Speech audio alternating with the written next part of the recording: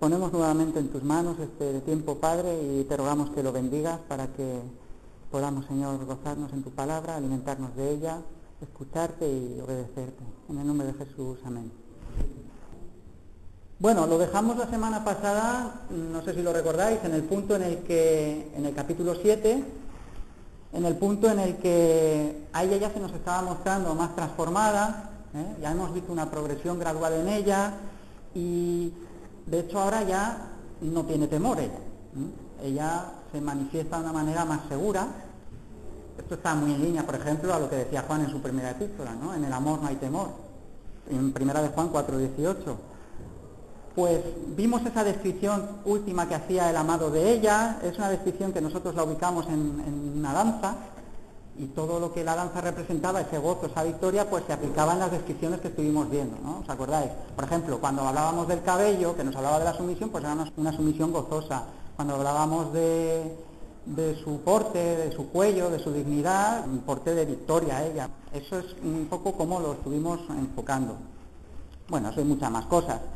Pero en definitiva, pues se retomaba la figura de ella en la descripción. Se nos hablaba de un beso que expresaba ese gran anhelo que tenía él por llegar a ella, y luego vimos una respuesta de ella que también estaba en consonancia con este deseo. Por tanto, es ahí un poco en el punto en el que nos quedamos. Ahora, el último capítulo del Cantar de los Cantares, en el capítulo 8, en el que vamos a entrar ahora, pues resalta más que en el resto del poema algunas características, arrancando del punto en donde nos quedamos. Una de ellas es el hecho de que yo no he encontrado en otra parte del poema, sino aquí, en el capítulo 8, unos versos donde sea más difícil identificar las voces. Hay veces en nuestro estudio, a lo largo de las clases que hemos ido viendo, en el que sobre todo el coro era un poco polivalente, podíamos adoptar distintas posiciones, aunque más o menos siempre estaba bastante definido. Pero ahora en el capítulo 8 hay algunos momentos, lo vais a ver, en el que ya no sabemos si lo que se está diciendo lo dice él o lo dice ella. Eso lo iremos viendo ahora enseguida. Vamos a leer primero el capítulo y entramos en él. Versículo 1. Oh, si tú fueras como un hermano mío, que mamó los pechos de mi madre, entonces, hallándote fuera, te besaría, y no me menospreciarían. Yo te llevaría, te metería en casa de mi madre, tú me enseñarías, y yo te haría beber vino adobado del mosto de mis granadas. Su izquierda esté debajo de mi cabeza y su derecha me abrace. Os conjuro, oh doncellas de Jerusalén, que no despertéis ni hagáis velar al amor hasta que quiera. ¿Quién es esta que sube del desierto, recostada sobre su amado? Debajo de un manzano te desperté. Allí tuvo tu madre dolores. Allí tuvo dolores la que te dio a luz. Ponme como un sello sobre tu corazón, como una marca sobre tu brazo, porque fuerte como la muerte es el amor, duros como el Seol los celos. Sus brasas, brasas de fuego, fuerte llama. Las muchas aguas no podrán apagar el amor, ni lo ahogarán los ríos. Si diese el hombre todos los bienes de su casa por este amor, de cierto lo menospreciarían. Tenemos una pequeña hermana que no tiene pechos. ¿Qué haremos a nuestra hermana cuando de ella se hablare? Si ella es muro, edificaremos sobre él un palacio de plata. Si fuere puerta, la guarneceremos como tablas de cedro. Yo soy muro, y mis pechos como torres, desde que fui en sus ojos como la que haya paz. Salomón tuvo una viña en Baal-Amón, la cual entregó a guardas, cada uno de los cuales debía traer 1000 monedas de plata por su fruto. Mi viña, que es mía, está delante de mí. Las 1000 serán tuyas, oh Salomón, y 200 para las que guardan su fruto. Oh tú que habitas en los huertos, los compañeros escuchan tu voz. Házmela oír. Apresúrate, amado mío, y sé semejante al corzo o al cervatillo sobre las montañas de los aromas. Y así concluye el poema. Vamos a ir por partes. Quiero invitaros a dividirlo en 3. La primera vamos a ubicarla de los versículos 1 al 4, hasta el conjuro.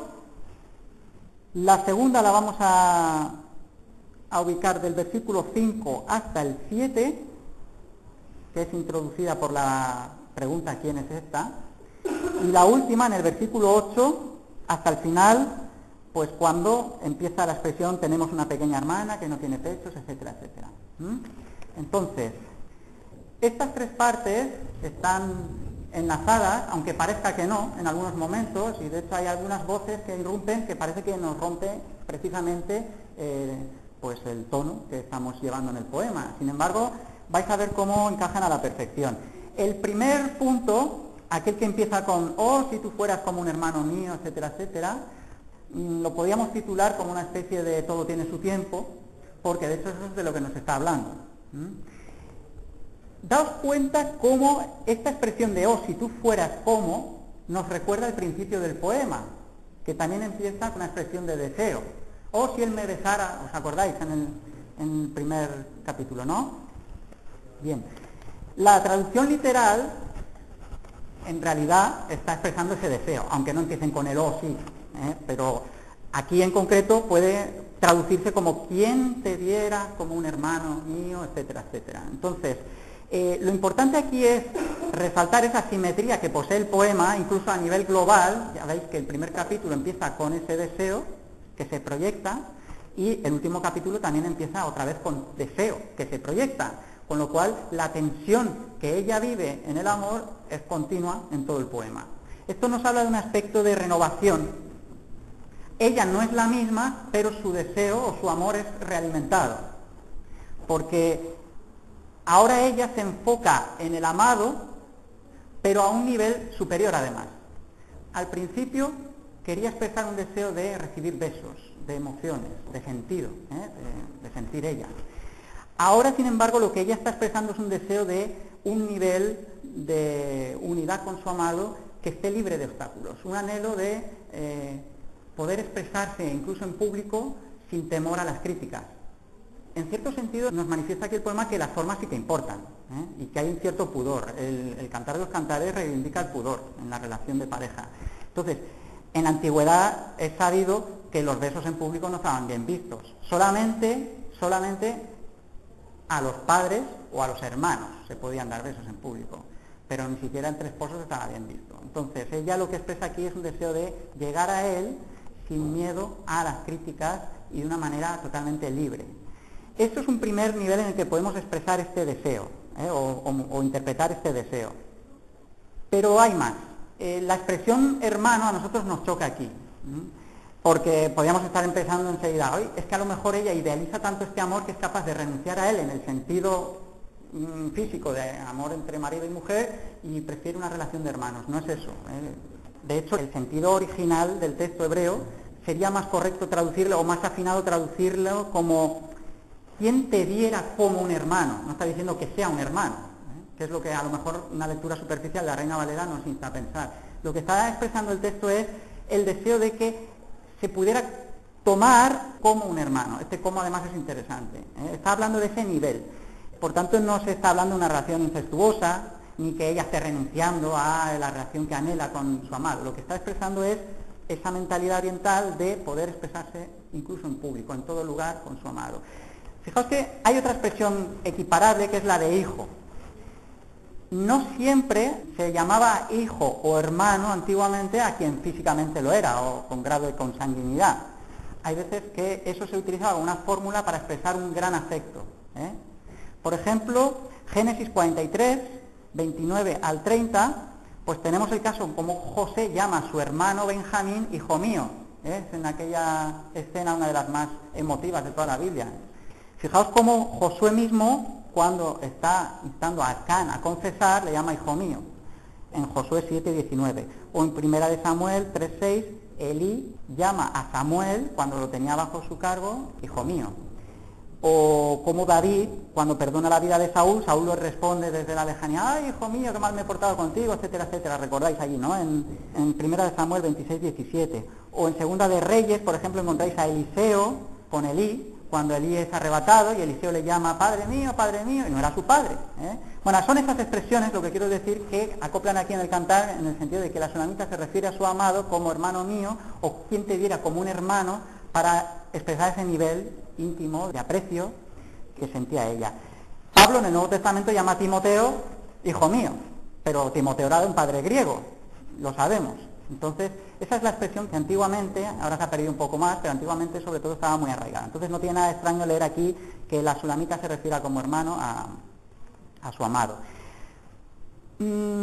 Sin embargo, más interesante es escarbar un poquito en la intención que ella está expresando aquí y darnos cuenta de que, aparte de este anhelo por expresar esta intimidad sin temor a los obstáculos sociales que pudieran haber, lo que está es apuntando también a un sentido que es superado en el Nuevo Testamento incluso, y que, bueno, para eso tenemos que ir, por ejemplo, a Juan 15:15, donde se nos habla de este sentido primario, pero ya espiritualizado y en nuestro caso, pues encarnado. Es el caso cuando el Señor mismo nos dice: ya no os llamaré siervos, porque el siervo no sabe lo que hace su Señor, pero os he llamado amigos, porque todas las cosas que oí de mi Padre os las he dado a conocer. Hebreos 2:11, porque el que santifica y los que son santificados de uno son todos, por lo cual no se avergüenza de llamarlos hermanos. Aquí es todavía más claro, el Nuevo Testamento supera el deseo de la Sulamita antiguo. Esto, unido a la expresión en nuestro libro que mamó los pechos de mi madre, todavía nos afina más esta idea. ¿Por qué? Porque mamar los pechos de mi madre, en la Sulamita, lo que está es apuntando a una experiencia que es elemental, básica. Es un principio de identificación plena.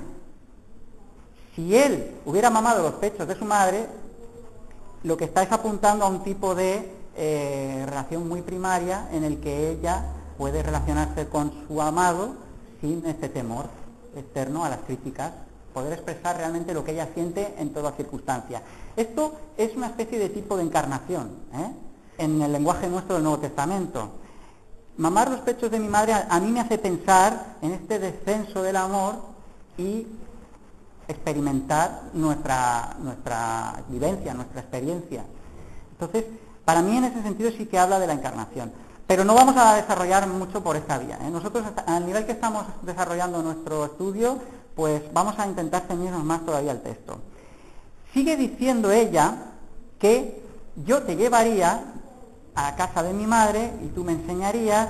El sentido también original del texto, que nos despista un poquito en la Reina Valera, sería más bien decir: yo te llevaría a casa de mi madre que me enseñaba. Esto cambia sustancialmente el matiz, porque una cosa es que le enseñe su amado, con lo cual nosotros podemos interpretar una cosa, y otra cosa es que sea la madre la que le enseñaba, aunque al final veréis que llega al mismo punto. Vamos a tratar de explicar un poquito esto. Lo primero que se puede advertir aquí es, bueno, ya estamos otra vez yendo a las andadas, otra vez ella está queriendo tomar a su amado y encerrarlo, que es justo la experiencia que él ha tratado de romper desde el principio. Ella ha querido siempre encerrarlo, retirarse con él, apartarse del mundo, otra vez a la alcoba, y aquí ella vuelve a expresar ese deseo de encerrarlo en casa de su madre, pero no es el mismo nivel en el que estamos ahora. Aunque esto tenga lugar en la relación de amor, y todo tiene su tiempo, lo que aquí ella está expresando es un deseo de formalizar la boda, por eso quiere llevarlo a casa de su madre, pero ahora ya no es para encerrarla, para absorberlo y no querer saber nada de fuera. De hecho, ella ahora ya mora fuera, ya lo veíamos la semana pasada. Entonces, aquí esta expresión también nos puede hacer pensar en que ella tiene una necesidad o es consciente de que sigue aprendiendo del amor y que quiere seguir aprendiendo. Pero en el texto hebreo yo veo más acertada la traducción de la Biblia de las Américas, por ejemplo, que traduce que me enseñaba en el sentido de que es la madre y no él el que le enseña. Hay quienes interpretan que como es el que le enseña el amado, pues empieza a hablar de la experiencia del amor, donde el marido enseña a la mujer y se crece en la relación y en la intimidad y todo eso. Bueno, eso está muy bien, pero yo creo que eso se aparta un poquito de nuestro texto. Lo que está expresando ella cuando se refiere a su madre, que le enseñaba, es, y más interpretándolo de esta manera, porque, claro, en el hebreo no existen, a veces es difícil traducir los verbos, porque como sabéis que en el hebreo los verbos son o perfectos o imperfectos, no existe el presente, y según el contexto muchas veces se traduce el presente, ¿no? Pero entonces el tiempo perfecto es el tiempo que se refiere normalmente al pasado, es una acción ya hecha, y el tiempo imperfecto es el que se refiere al futuro. Aquí a la hora de traducir hay quienes han traducido que me enseñaría, con lo cual sería una acción que todavía sigue, pero a mí no me casa muy bien esa traducción. Entonces yo soy más partidario de, como la Biblia de las Américas os digo, referirse a esa enseñanza en pasado, es la madre la que le enseñaba, y ahora ella lo que está apuntando es, en cierto sentido, que hasta ahí le ha enseñado su madre, ahora le va a enseñar su amado, con lo cual la Reina Valera también sigue esta línea, aunque nos ha despistado un poquito, pero al final el punto es el mismo. ¿Y qué es lo que está expresando? ¿Qué es lo que nos importa aquí? Pues que ella desea aprender ahora de él. Su madre ya le ha enseñado hasta aquí, ahora ella apunta a un nuevo comienzo, que es lo que marca el amor realmente para ella, es un nuevo comienzo. Y esta idea es muy importante, que además va a ser reforzada con los siguientes versículos, como vamos a ver enseguida. Entonces, sin olvidarnos de esta idea, que ella está marcando este deseo, dentro de este deseo se expresa este nuevo comienzo, y esto es muy importante cuando hablamos del amor, pues ella ahora da una promesa o apunta a la entrega completa que ella desea dar respecto de sí, hacia su amado. Cuando utiliza esa expresión de dar de beber vino adobado de mis granadas, pues esto nos hace pensar en el goce, en el placer, también nos hace pensar en el sexo, evidentemente. Es muy erótico aquí en este punto, y además viene reforzado con la idea de su izquierda y su derecha me rodee, me abrace. Otra vez nos habla de la idea del abrazo. Entonces aquí la idea, claramente ella está apuntando a esa entrega que expresa. Esto es unas palabras, lo de su izquierda y su derecha, que ya vimos, por ejemplo, en el capítulo 2, versículo 6, o sea que se reproduce aquí otra vez. Y otra de las cosas que el Cantar de los Cantares no se ha cansado de repetirnos es el conjuro, que vuelve a repetirse aquí en el último capítulo. Estoy ahora en el versículo 4. Os conjuro, doncellas de Jerusalén, que no despertéis ni hagáis velar el amor hasta que quiera. Es la tercera vez que se repite con idéntica fórmula, el 3 que nos hablaba de esta idea de sanción divina. Es un conjuro solemne en el cantar, es un leitmotiv, como lo hemos llamado muchas veces, y es el cuarto conjuro que opera en el Cantar de los Cantares, porque hay 4. Lo que pasa es que el último que vimos, que era en el capítulo 5, versículo 8, adquiría otra forma. Era ya un conjuro que expresaba ella directamente. Yo os conjuro, doncellas, que si halláis a mi amado le hagáis saber que estoy enferma de amor. Ese cambiaba de forma, pero en realidad era una frase solemne también. 4 conjuros, en todo caso. En concreto, el que repite la fórmula de no adelantar el amor hasta que quiera, no precipitarlo, esto que traspasa todo el libro del Cantar, todo el poema, pues nos hace pensar otra vez en esta idea de que todo tiene su tiempo. Y aquí casi podemos sacar una fórmula, si me permitís la expresión, una fórmula que nos está sancionando la idea de que existe deseo en el amor, no se oculta en ningún momento en el poema, pero ese deseo siempre está por debajo de la persona. La persona siempre domina, o el verdadero amor permite dominar ese deseo. Con lo cual, este proceso del que se nos ha hablado y que hemos visto en la Sulamita operar a lo largo de todo el Cantar, vemos que es un proceso que requiere dominio, que no admite atajos, que exige, pues eso, una transformación que es personal y gradual y que al final da sus frutos, pero cuando se respetan estos tiempos. Ahora, la segunda parte del poema, aquí en el capítulo 8, se introduce ahora con la pregunta ¿quién es esta otra vez? Esta pregunta ya hemos insistido mucho en ella porque se repite en diversos momentos, referida, primero la vimos en el capítulo 3 a la carroza del rey, luego la vimos en el capítulo 5, versículo 9, referida a él. ¿Quién es este tu amado más que otros? ¿Quién es? Y luego, a partir del capítulo 6, versículo 10, y aquí en el 8.5, pues se aplica directamente a ella. ¿Quién es esta? Es una fórmula importante para interpretar el poema, porque además es que nos está hablando de una pregunta que es trascendental, es una pregunta vital, es una pregunta que además no es única del Cantar de los Cantares, está a lo largo de la propia palabra del Señor, en todos los libros, bueno, en todos los libros, en muchas partes.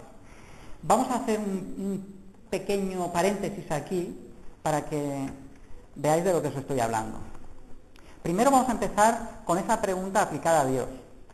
Es la pregunta del hombre delante de Dios y preguntándose quién es Dios, ¿no? Y esto la palabra del Señor lo recoge. Por ejemplo, ya Job, el libro de Job, capítulo 21, versículo 14, ahí donde Job está afirmando que los malos prosperan, que él está ahí pues con sus preguntas y sus dudas y sus cosas, sus luchas, pues empieza a decir, dicen, refiriéndose a estos malos, dicen pues a Dios, apártate de nosotros porque no queremos el conocimiento de tus caminos.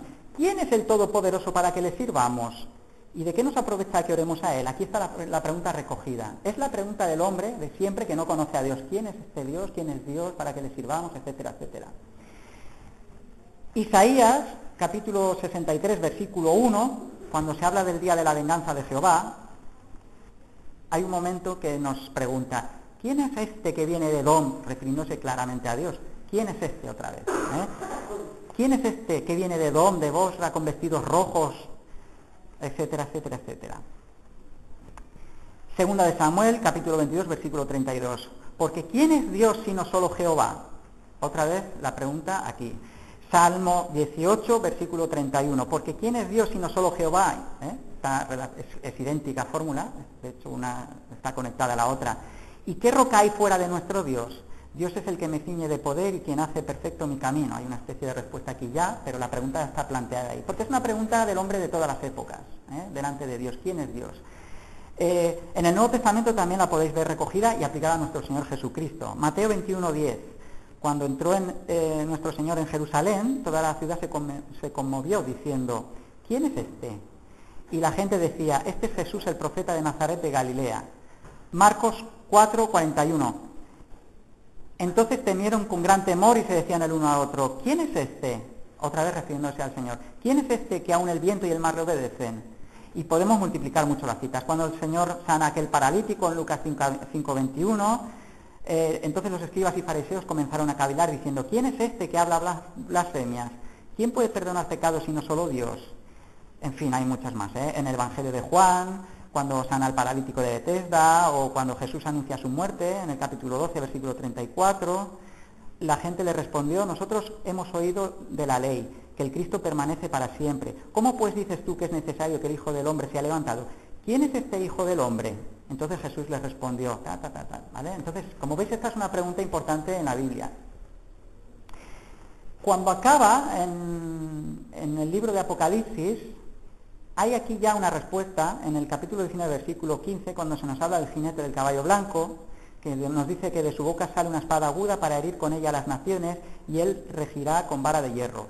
Y él pisa el lagar del vino del furor de la ira del Dios Todopoderoso. Y en su vestidura y en su muslo tiene escrito este nombre, Rey de Reyes y Señor de Señores. Hay una respuesta aquí, una de las varias respuestas que podemos ir retomando. Pero esta pregunta de quién es este no se acaba aquí cuando se refiere a Dios. También se aplica incluso a Egipto. Llama la atención en Jeremías 46:7 cuando se habla de Egipto y se pregunta, ¿quién es este que sube como río y cuyas aguas se mueven como ríos? Egipto, como río se ensancha y las aguas se mueven como ríos, y dijo, subiré, cubriré la tierra, destruiré a la ciudad y a los que ella moran. En realidad el contexto de esta cita, para no alargarnos mucho, nos está hablando de un juicio contra Egipto. O sea que aquí Egipto es tipo del mundo creado por Dios, pero el mundo caído. Pero este Egipto, un poquito más adelante, Jeremías nos va a decir que va a ser redimido después. Estoy pensando en el capítulo 46, versículo 26, la segunda parte. Entonces también aquí hay una pregunta que toma un sentido más amplio. Más interesante en nuestro poema, en el Cantar de los Cantares, cuando se aplica al hombre. Pero esta pregunta también existe en el libro de Job mismo, sin ir más lejos. ¿Quién es este? Refiriéndose el Señor a Job. ¿Quién es este que oscurece el consejo con palabras sin sabiduría? Cuando Dios le responde a Job. ¿Quién es este? ¿Quién es este? El hombre. Job aquí está tomando la forma del hombre, representándonos a nosotros. Hay otras citas en Job también que reproducen esta pregunta referidas al hombre. Hay salmos que también preguntan acerca de quién es el hombre que desea vida, que desea muchos días para ver el bien, el Salmo 34:12 o el Salmo 25:11, en fin, Salmo 107:43, hay muchas. Jeremías 9:12, 30:21. Y el Nuevo Testamento, pues podemos recoger dos citas y con esto seguimos avanzando, pero para que veáis que no me canso de hacer hincapié que esta pregunta es muy importante en el poema, porque nos ayuda el resto de las escrituras a interpretarlo. En Mateo en concreto, capítulo 12, versículo 48, nos dice, respondiendo él al que le decía esto, dijo, el Señor está hablando, ¿quién es mi madre y quiénes son mis hermanos? Y también en el capítulo 18, en el mismo Evangelio, en el versículo 1 dice, en aquel tiempo los discípulos vinieron a Jesús diciendo, ¿quién es el mayor en el reino de los cielos? Estas dos preguntas que os acabo de leer están referidas al hombre. Es una forma de preguntar, ¿quién es el hombre que será finalmente redimido? Porque este es el que va a ocupar una posición alta, digna en el reino de los cielos. o es aquel que puede llamarse realmente mi madre y mis hermanos de parte de nuestro Señor Jesucristo. ¿Quién es este hombre al final? Para que al final nos está definiendo quién es el hombre o qué es el hombre, qué ha sido creado. Esto es una pregunta importante, que aplicándola en el Cantar de los Cantares nos ayuda y nos aporta mucha luz. Por eso nos hemos tenido que detener tanto. Y fijaos la respuesta que el propio poema nos está dando a esta pregunta, porque implícitamente la podemos extraer. Nos dice, versículo 5, ¿quién es esta que sube del desierto recostada sobre su amado? Ya dentro de la misma pregunta hay cierta respuesta, porque nos está hablando de la posición de la mujer, que ahora es tipo de la humanidad si queréis, que está en una posición recostada, que es una posición de aceptada, redimida, amada. Es una posición importante, está recostada. Esto no se nos había dicho antes, cuando se nos reproducía esta pregunta aplicada a ella en el capítulo 6.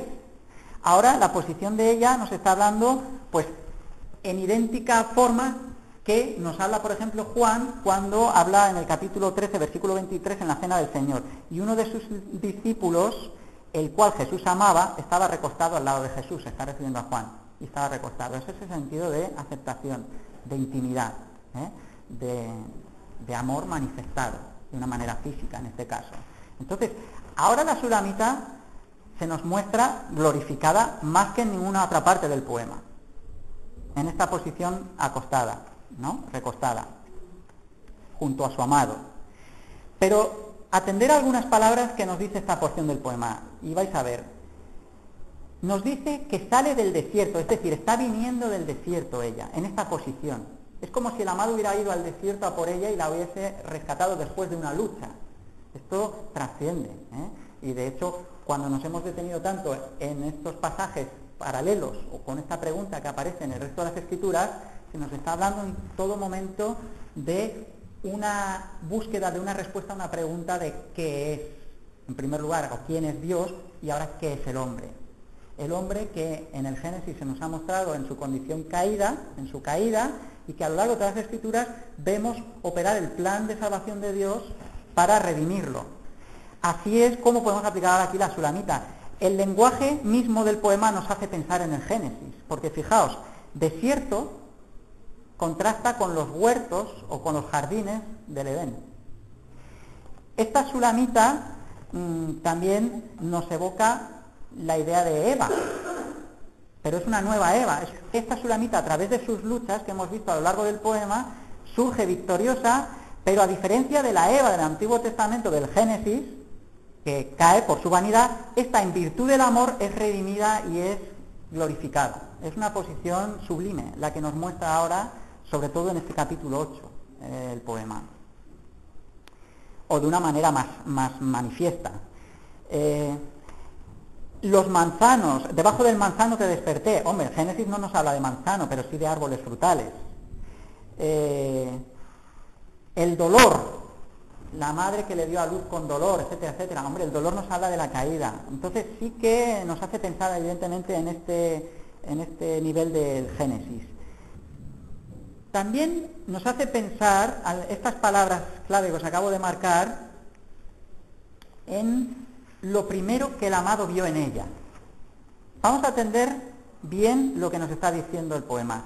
Y fijaos que cada palabra nos da pistas. Incluso el allí. El allí que se nos dice, a mí me sugiere cosas. Debajo de un manzano te desperté, allí tuvo tu madre Dolores, allí tuvo Dolores la que te dio a luz. Aquí destacaría yo por lo menos la palabra manzano, la palabra allí, la palabra madre, la palabra Dolores, también la palabra sello y fuerte que viene a continuación. En fin, hay algunas palabras que son como para detenernos en ellas. Empecemos por manzano. La idea del manzano ya se nos ha adelantado antes en el poema. El manzano es él para ella, tal como en palabras de la propia Sulamita se nos había manifestado en el capítulo 2. Como manzano entre los árboles silvestres es para mí mi amado. Entonces la idea del manzano está muy asociada a él, al amor. Él es figura o es tipo del amor de una manera sublime en el poema. También hemos visto anteriormente, en el mismo capítulo 2, versículo 5, cómo las manzanas era algo que a ella le daba sustento. era su fuerza. El amor era su fuerza para ella. Capítulo 2, versículo 5. Sustentadme con pasas, ¿y qué nos dice de las manzanas? Confortadme con manzanas, otra vez apuntando a esta idea. Las manzanas eran el olor que la impregnaba a toda ella. En concreto hablábamos del aliento que ella tenía, que su amado lo expresaba como de manzanas. Lo vimos la semana pasada. Entonces, esta idea de las manzanas nos evoca precisamente este encuentro que ella tiene en el amor, con él. Ahora, nos dice que debajo del manzano te desperté y dice que allí, justamente en este lugar, allí tuvo tu madre dolores. Claro, enseguida se nos ocurre pensar en su madre, es su naturaleza original, y el hecho de que encuentre dolor su madre allí, en ese lugar, es que a través del amor la madre sufre dolores.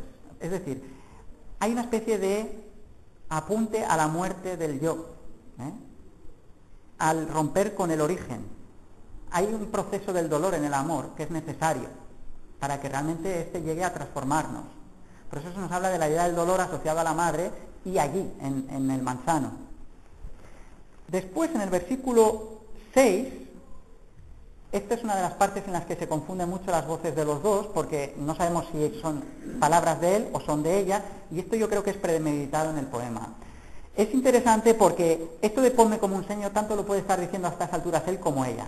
Nos habla de esta convergencia en las voces de los dos. Esta convergencia que yo ya os apunté anteriormente cuando hablábamos de esta disonancia que habían entre ellos y por las crisis que ella pasaba. Sin embargo, ahora a estas alturas del poema, pues nos cuesta reconocerlo, quién dice cada cosa, porque en pasajes o en versículos como este, precisamente por eso, porque ahora mismo hay una unidad de propósito en ellos. Entonces esta frase la puede expresar perfectamente cualquiera de los dos. Ponme como un sello. No olvidar siempre, tener en mente que la idea del sello es una cosa muy importante en la antigüedad, más que hoy día. El sello es algo que marcaba propiedad, autenticidad, una propiedad personal. También esto nos habla de la idea de que ella o él está expresando que el otro pues tenga grabado en mente siempre la presencia del otro, ¿no? Entonces, esto aplicado a nosotros es tener siempre como prioridad nuestro amado o nuestra amada, según nuestro cónyuge, como una prioridad en nuestras vidas, como un sello. Esto es tenerlo en mente en todo lo que hacemos, porque en verdad ya hemos expresado en alguna ocasión que nuestra pareja nos define a nosotros y nosotros a nuestra pareja. Entonces, esta unidad de propósito que se expresa a través de la idea del sello, algo marcado, algo que es propiedad exclusiva, en fin, todo esto viene a reforzar esta idea. Y se nos habla también de la fortaleza de este amor, y se nos equipara a la idea del Seol, o se nos equipara a la idea del fuego. Fuerte como los celos, duros como el Seol. ¿Por qué se compara precisamente con el Seol? Porque el amor, al igual que el Seol, tienen en común con el fuego, o ambos tienen en común la insaciabilidad de ambos. El Seol nunca se cansa de tragar, el fuego nunca se cansa de quemar, el amor tampoco se cansa nunca, es fuerte también. El amor no se puede romper, esto enseguida pensamos en 1 Corintios 13. Nos habla también de la trascendencia del amor, y además también se nos habla en esta frase posiblemente de la única alusión en todo el poema directa a Jehová o a Dios. No todos la ven tan clara, pero en el original sí que yo abogaría por una traducción que nos dijera, más que llama fuerte, como traduce Reina Valera, llama de Yah, o algunas versiones traducen llama de Jehová, con lo cual se nos está hablando de la procedencia de esta llama, de esta fuerza, que es insaciable, que es Dios mismo. Dios es amor, nos dice Juan en su primera epístola. Entonces, el secreto de este amor, que es poderoso, que es insaciable, que se renueva, pues es precisamente su origen, que se alimenta del Señor mismo. Por eso creo que también he dicho alguna vez que en el poema, aunque no se nos diga de una manera muy directa, hay pistas como esta que nos hace pensar que los dos, tanto el rey como la sulamita, son temerosos de Dios. En definitiva, lo que nos está diciendo aquí esta parte del poema es que el amor es y hace además, como se nos está mostrando aquí la sulamita, invencible, que viene victoriosa con su amado del desierto y viene a sus huertos, como ahora enseguida vamos a ver, o a sus jardines, como algunos otros traducen. Romanos 8, 38 y 39, también nos habla de esta fortaleza del amor. Es un pasaje conocidísimo, por lo cual estoy seguro de que ni la muerte, ni la vida, ni ángeles, ni principados, ni potestades, ni lo presente, ni lo porvenir, ni lo alto, ni lo profundo, ni ninguna otra cosa creada nos podrá separar del amor de Dios, que es en Cristo Jesús. Correcto. Ahora, si el hombre diese todos sus bienes por este amor, es una forma de decir, se puede pensar aquí en la dote, ya que hemos hablado de la boda, ¿quién es esta? Es una especie de introducción a un cántico de bodas. Se nos presenta esta visión de ella viniendo con su amado recostado. Aquí podemos aplicar esta frase a la dote, se habla de bienes, pero en la línea que estamos viendo ahora, más bien lo que se nos está mostrando es que este amor no se puede ganar, no se puede comprar, ni se puede compensar. Esa es la idea que se está diciendo. Y el hecho de pensarlo ya hace indigno a quien lo hace.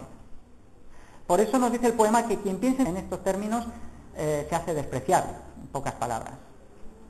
Porque el amor, y esto es parte de la definición del Cantar de los Cantares que nos deja del mismo, es que es un don, de Dios. Acabamos de ver ahora que es gracia recibida.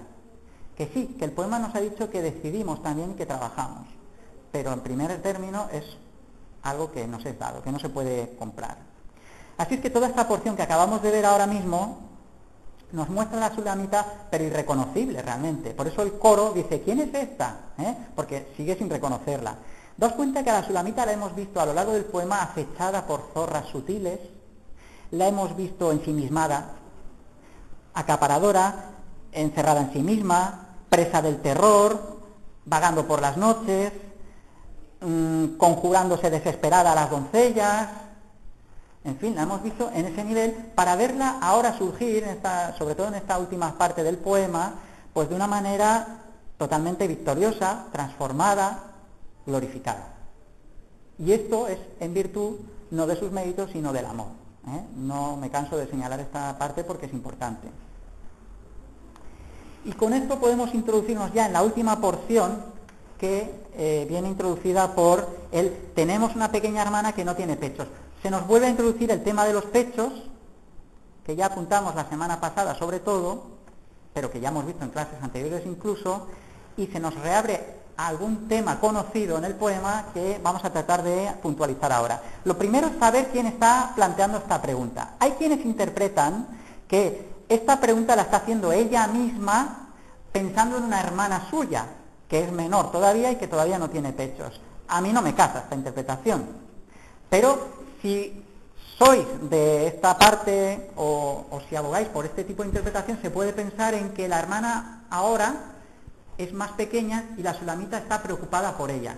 Y lo que ella ha recibido de su amado, esta madurez que ha recibido en el amor, ahora ella quiere transmitirla en línea a apacentar a sus cabritas del primer poema, o a las doncellas, como hemos visto en nuestro estudio, pues ahora aplicado a la hermana. Es decir, se asocia a su amado en el camino, trabaja por los que vienen detrás. Bueno, eso es una posibilidad. A mí no me convence demasiado, porque el sentido natural parece pensar otra vez en el coro, que retoma esta pregunta, que ahora en concreto aplicamos en boca de los hermanos. El coro ahora transmite en boca de los hermanos esta pregunta que siguen viendo a la hermana, a la Sulamita, como inmadura, por eso no tiene pechos, la ven plana. Y aquí se nos manifiesta la visión carnal que no conoce del amor del que nos ha hablado el poema y que no discierne. Entonces, es una especie de amor inmaduro, carnal, mundano, que trata de vestir a la Sulamita. Y eso es lo que hace siempre el amor del mundo. Porque aquí los hermanos lo que manifiestan es que como no ven a la Sulamita aún madura, están preocupadas de ver cómo la van a colocar, cuando de ella se hablare, cuando vengan a pedirla. ¿Qué vamos a hacer con ella? Pues entonces tratan de darle relieve, de vestirla. Por eso se nos dice que la edificaremos como un palacio de plata, la visten, la tratan de redimir delante de los ojos del pretendiente. Si fuera una puerta la guarneceremos con tablas de cedro. Es decir, lo que están diciendo es que quieren poner postizos en ella, adornarla, taparla, compensarla, pero en realidad están muy lejos de esta visión que el amado ha manifestado a lo largo de sus descripciones en todo el poema y que la Sulamita ahora ha tomado para sí. Por eso ella ahora está convencida, porque no admite esta visión de la carne, o esta visión mundana, sino que ella se decanta por la visión que el amado le ha dado. Esas descripciones han hecho su efecto en ella, la han alabado y la han edificado, la han fortalecido y la han madurado, la han transformado. Por eso ella ahora nos transmite esta visión de que ella es madura. Ella no admite esta visión de que no tiene pechos. Mis pechos son como torres, está diciendo. Además, esta idea por la que se define ella misma, yo soy muro y mis pechos como torres, también nos hablan de un aspecto de reservarse solo para su amado. Ella es infranqueable, inaccesible para otros. Ella es como un castillo, es un muro y sus pechos como torres. Pensamos en torretas o en almenas, algo que es muy difícil de tomar, no se puede. Ella no comparte, sino que se está reservando para su amado. Eso es en términos de inaccesibilidad, que ella se expresa. Pero también, reabierto este tema de los pechos, nos vuelve al tema de la madurez. Ella sí que se ve madura, su amado le ha transmitido esa visión de que ya la ve madura, lo vimos la semana pasada, y ella se aferra a esa posición. Luego, no es una visión racionalista, sino que es una visión, en términos del Nuevo Testamento, aplicaríamos una visión espiritual, ¿vale? Una visión que tiene en cuenta el amor y lo que el amor ha operado. Ahora en el versículo 11 se nos introduce una parte difícil que ha llevado a muchos a malinterpretar todo el poema. De repente, y parece romper además, pero no rompe en absoluto, lo vamos a ver enseguida. De repente se nos dice en el versículo 11 que Salomón tuvo una viña en Baal Amón. Y aquí nos chillan un poco los oídos al oír este nombre de Baal Amón, porque es un nombre pagano, además de una deidad que era fenicia. En el panteón cartaginés era la principal divinidad, de hecho. Se cree o que puede haber sido una divinidad solar, con lo cual Baal Amón pues es un nombre que no encaja muy bien en nuestro poema, o no parece encajar muy bien en nuestro poema. Entonces, ¿qué nos quiere decir ahora de repente que Salomón tuvo una viña en Baal Amón? Bueno, antes que ver lo que realmente nos está diciendo el texto, tenemos que saber que hay gente que interpreta que Salomón ejerce un papel negativo en el poema. Entonces, este rey pastor que se nos presenta no es realmente el enamorado de la Sulamita, sino que realmente se desdobla en dos personajes. Está el pastor por un lado y el rey por el otro. Y el rey, que es Salomón, es un personaje malo que trata de seducir a la Sulamita. Esto ya aludí en la primera clase a ese tipo de interpretación, porque hay muchas posibilidades que no hemos visto en la clase. Pero claro, una forma de defender muy bien este tipo de interpretación es ahora hablar de esta visión mercantilista de las viñas que tiene Salomón, que rinden sus créditos, pero que la Sulamita no acepta, y se desmarca de ellas. Entonces, aquí ellos dicen, lo que está la Sulamita es de hecho rechazando este tipo de soborno que pretende el rey Salomón frente a ella. Vale, pues esto no casa nada con el hilo de lo que estamos viendo en nuestra interpretación. Y vamos a ver por qué. En primer lugar, porque sí es verdad que Baal Amón nos hace pensar en algo negativo. En concreto, pues esta divinidad pagana, en la época en la que he escrito el poema, pues era también conocida, y si es cierto que era una divinidad solar, pues era el sol fecundador de la tierra. Para los fenicios, aparecería entonces como el responsable de la riqueza material, y aquí empieza a encendérsenos una luz en la interpretación de nuestro poema. Este dios sería el responsable de la riqueza material, del éxito, de la felicidad de cada uno. Entonces, normalmente todas las ciudades púnicas, y los cartagineses sobre todo, pues ellos querían ponerse bajo la protección de este dios. Claro, entonces, Baal, nosotros sabemos que quiere decir señor. En las tierras de Canaán, este título se aplicaba a todas las divinidades masculinas para decir señor, Baal. Y Amón es una parte un poco más difícil de interpretar, pero entre las varias posibilidades que se barajan, las más afines a este dios fenicio, pues está el hecho de interpretarlo como el altar de los perfumes o algo así, algo parecido. Porque si se aplica este Amón a la interpretación, que es bastante extendida por otro lado, de que hace referencia al altar donde se quemaba el incienso a este dios, pues entonces Baal Amón quiere decir el señor del altar de los perfumes. Hay otras posibilidades que no se van mucho de esto. Otra posibilidad es pues que sea el señor del brasero, si en vez de ser el altar de del incienso se aplica a los sacrificios, ¿eh? Entonces sería el señor del brasero, y si no, pues podría aludir al señor del templo o del balantín, ¿eh? Pero bueno, más o menos habla en el sentido de que este Baal promete, entre comillas, prosperidad, riqueza, protección a todos los que se acogen a él. De hecho, este Baal recibía muchos nombres, ¿eh? en aquella época. Hay algunas que llaman mucho la atención: señor de la tierra, soberano, poderoso, Dios que cree y que destruye. Con lo cual la viña de Baal Amón nos hace pensar, o nos sugiere la idea de una viña de mucha abundancia, una viña de alguien con mucho poderío, de alguien inmensamente rico. En cierto sentido, una viña que ha sido conquistada o comprada, en el caso de Salomón, porque Salomón no tuvo muchas guerras, que digamos, pero es una viña de alguien que tiene mucha riqueza, y de hecho Salomón era inmensamente rico. Entonces, esta viña en concreto podría estar aludiendo a esta idea de que Salomón es muy rico, posee aún incluso la viña de Baal Amón, que algunos han ubicado en la zona norte de Galilea, y esto resaltaría una idea que es la de decirnos, en el contexto de nuestro poema, que Salomón lo poseía todo, ¿no? Incluso esas viñas, pero que realmente la viña importante para él es la sulamita. Por eso se nos habla de, a pesar de lo mucho que rinde esta viña, y se nos habla de las monedas y de los obreros y todo eso, lo que es realmente importante para el rey es la viña en singular, que es la sulamita. El tema de la viña ha sido muy recurrente a lo largo de todo el poema. Entonces, nosotros podemos pensar, por ejemplo, cuando se nos hablaba de racimo de flores de aleña en las viñas de En-Gadi, es para mí mi amado. Bueno, allí la viña de En-Gadi nos apuntaba a una viña de gracia y de victoria, porque pues, si pensamos en Isaías 24, David perdona la vida a Saúl precisamente en En-Gadi. Y un lugar de gracia porque en 2 de Crónicas 20, Josafat, cuando se humilló delante del Señor, venció a los moabitas y a los amonitas allí también, precisamente. Luego es un lugar que evoca ese sitio de gracia, de victoria, de alegría. Pero en concreto ahora, en el capítulo 8, la viña de Baal Amón nos sugiere además, complementando esta idea, a un lugar de mucha riqueza, de mucha abundancia, de sobreabundancia. A pesar de toda esta gran abundancia, lo que le importa al rey es la sulamita. Por eso se nos decía la única de su madre, en el capítulo 6, versículo 9, por ejemplo. Entonces la singularidad de ella es lo importante. Y esto está muy a tono en nuestro libro, y queda bien que lo remarquemos, porque es una gran declaración de amor de parte de nuestro Dios en el poema, aquí al final.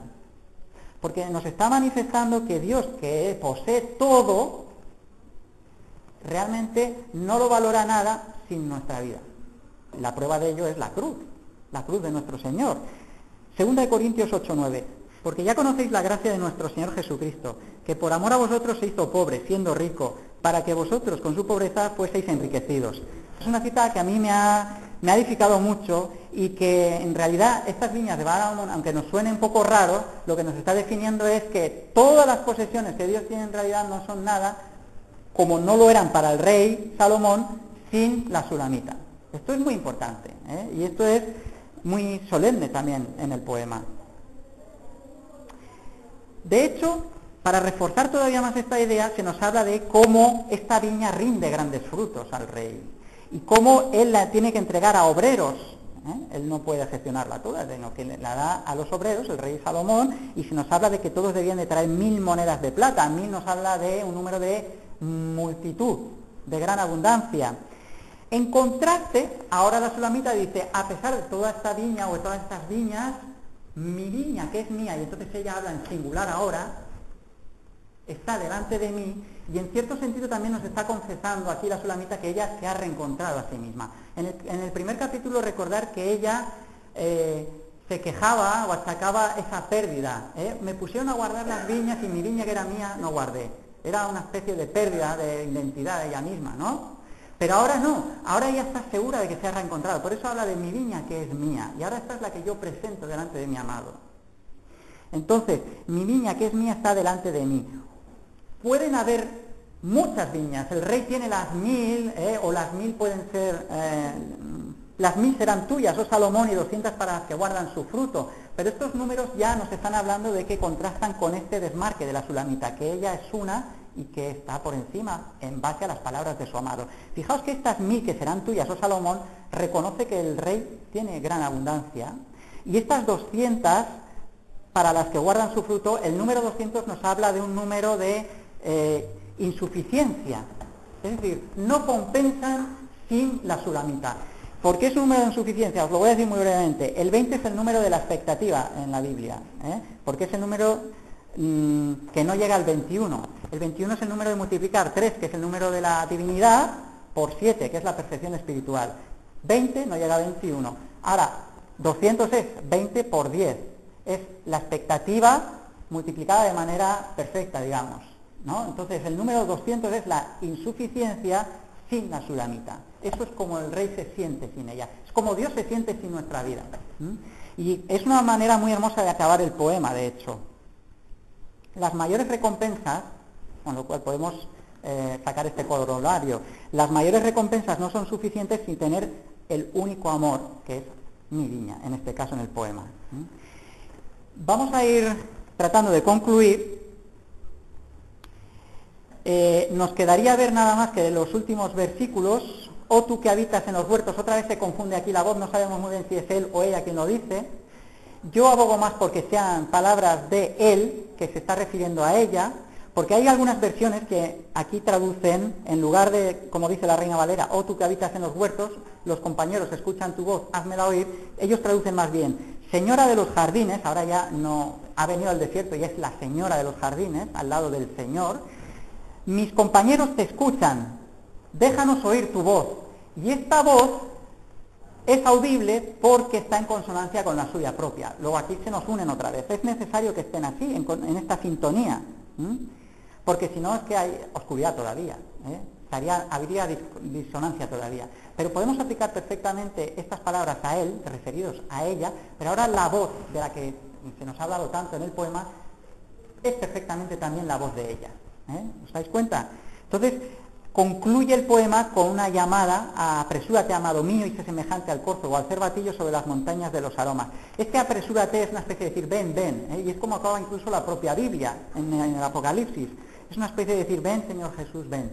En la Sulamita se lo dice al amado en este caso, y acaba el poema de esa manera, igual que toda la Biblia en su conjunto. Es una expectativa que nos llama a tener viva, alimentada y esperando en el amor. Es interesante que el poema no termine con un punto y final en ese sentido, porque el amor no puede terminar. El Cantar de los Cantares lo que es un punto y seguido. Nos deja las puertas de la consumación del matrimonio, pero no nos lo muestra. Eso pertenece al ámbito de la privacidad de ellos y además nos invita a pensar en el amor no como una historia que se termina, sino como algo que se realimenta continuamente y continúa. Por eso el poema termina de una manera tan brusca. Casi nos quedamos con las ganas de pasar la página y seguir leyendo. Pero tiene su sentido, porque el amor no se nos puede presentar de otra manera. Entonces, a modo de conclusión, podemos pensar en qué definición nos deja el poema global acerca del amor.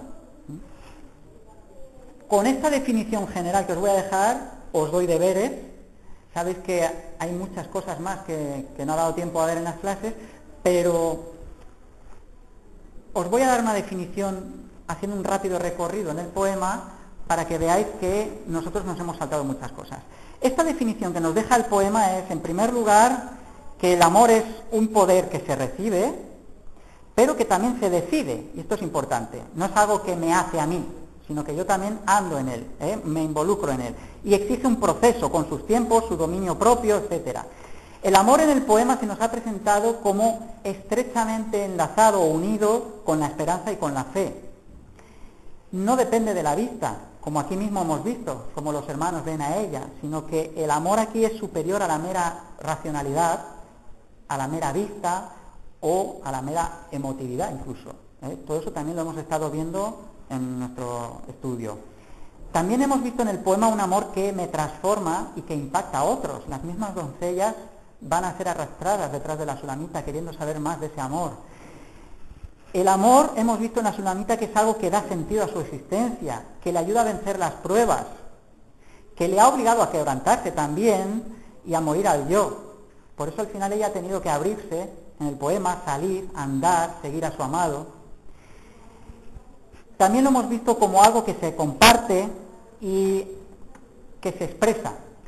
Una cosa muy importante a lo largo del poema han sido las descripciones, continuamente, que han habido. Las descripciones nos han hablado de una especie de definición del amor, porque nos han expresado el amor en términos de diálogo, alabanza, algo que edifica, algo que no critica mirando al pasado, sino que edifica en el presente y también que se proyecta hacia el futuro. Estas descripciones ya hemos visto que proyectaban de una manera perfecta a la Sulamita hacia adelante. El amor también nos ha implicado la idea de hundirse completamente, que está unido al tema de la unidad, al tema del compromiso, al tema de la intimidad. También se nos ha hablado del origen de este amor, llama de Yah, aquí en este último capítulo precisamente, con lo cual se nos insta a pensar que es un atributo divino, que se recibe de él, que al final el propio Juan, ya os lo he dicho, nos define a Dios como amor. Dios es amor. Y en último lugar os dejo esta nota curiosa, que es que el poema no se ha desapegado nunca del lenguaje corporal. Ha sido también muy físico en ese sentido, en su definición del amor. Por eso el amor en el poema se nos ha descrito en el plano de los 5 sentidos. Hemos encontrado un amor que ve, un amor que huele, un amor que toca, que oye y que gusta. Tú eres hermosa, eres bella, tus ojos como palomas. He aquí tú eres hermoso, amado mío y dulce, nuestro lecho es de flores. Eso era en el capítulo 1. En el capítulo 2 encontrábamos al amado mirando por las ventanas o por las celosías. En el capítulo 4 encontrábamos cómo él le decía a ella que había apresado su corazón con una sola de sus miradas. O en el capítulo 6, el versículo 5, decía: aparta de mí tus ojos porque ellos me vencieron. Es un amor que está enfocado en la vista. También un amor que huele. Ella le dice: suave es el aroma de tus perfumes, tu nombre es como un ungüento, como un aroma derramado, capítulo 1, versículo 3. O también ella se describía a sí misma como: mi nardo dio su fragancia o su olor, mi amado es para mí un saquito de mirra colocado en mis pechos, como un racimo de flores de Gandhi, es para mí mi amado. En fin, podemos ir al capítulo 2, y las vides en cierne dieron su olor, o en el capítulo 4, y el olor de tus vestidos como el Líbano. ¿Os dais cuenta? Esto hay muchas más citas. En tocar, pues en el abrazo, su izquierda o su derecha me abrace, etcétera.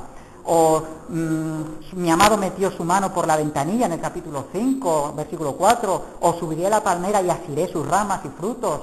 Nosotros traducimos aquí ramas como frutos. En fin, aquí es un amor que toca. Oye la voz de su amado, la reconoce. Yo dormía pero mi corazón velaba, oigo la voz de mi amado. Esto lo tenemos en el capítulo 5, versículo 2, en el capítulo 2, versículo 8 también. Hazme oír tu voz porque dulce es tu voz, en el capítulo 2, versículo 14, en fin, ¿veis qué? Y en cuanto a gustar, pues como el manzano entre los árboles del bosque es mi amado entre los jóvenes, debajo de su sombra me puse, sus frutos son dulces a mi paladar, gustar. Me lleva a la sala de banquete, esto era en el capítulo 2. En el capítulo 4 encontramos que como panal de miel destilan tus labios, o esposa, miel y leche se encuentran debajo de tu lengua. Venga mi amado a su huerto y coma su dulce fruta, en el capítulo 4, versículo 16. He comido mi panal y mi miel, mi vino y mi leche bebido, en el capítulo 5 decía él, cuando se refería a ella. En fin, podéis multiplicar la cita. Entonces, en ese sentido también el Cantar de los Cantares, y con eso concluimos, reclama a gritos la evidencia y la experiencia física del amor.